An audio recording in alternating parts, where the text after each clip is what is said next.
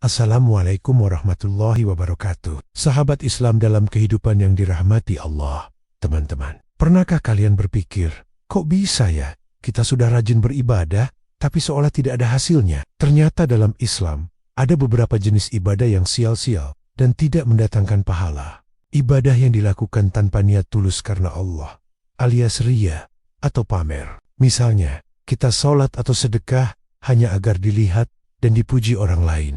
Pahala bisa langsung hangus loh. Dalam pandangan Islam, ibadah yang tidak menghasilkan pahala adalah ibadah yang dilakukan dengan niat yang salah, cara yang tidak sesuai dengan syariat, atau tidak memenuhi syarat dan rukun yang telah ditetapkan. Berikut adalah beberapa contoh ibadah yang tidak menghasilkan pahala. Ibadah yang dilakukan dengan riya pamer.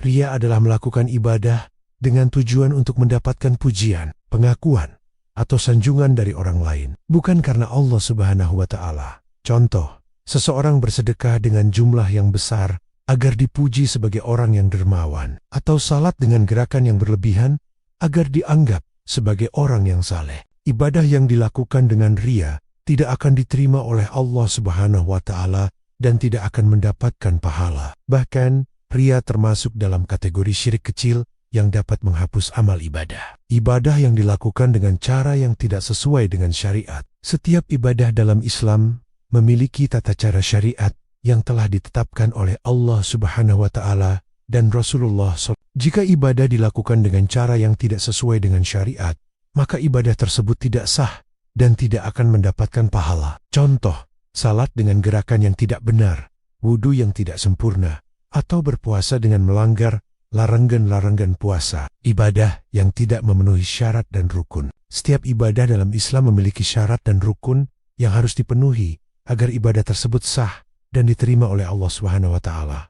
Jika salah satu syarat atau rukun tidak terpenuhi, maka ibadah tersebut tidak sah dan tidak akan mendapatkan pahala. Contoh, salat tanpa berwudu, puasa tanpa niat, atau haji tanpa ihram, ibadah yang disertai dengan perbuatan dosa. Meskipun seseorang melakukan ibadah, namun ia tetap melakukan perbuatan dosa dan maksiat, maka pahala ibadahnya dapat berkurang atau bahkan hilang. Contoh, seseorang rajin salat, namun ia tetap berbohong, mencuri, atau berbuat zalim kepada orang lain. Perbuatan dosa dapat menghapus amal kebaikan, sebagaimana api membakar kayu bakar. Ibadah yang dilakukan dengan harta haram. Ibadah yang dilakukan dengan harta yang diperoleh dari cara yang haram, seperti hasil mencuri, menipu, atau riba, tidak akan diterima oleh Allah Subhanahu wa Ta'ala dan tidak akan mendapatkan pahala. Allah Subhanahu wa Ta'ala hanya menerima amal ibadah dari harta yang halal dan bersih. Ibadah yang tidak ikhlas karena Allah Subhanahu wa Ta'ala.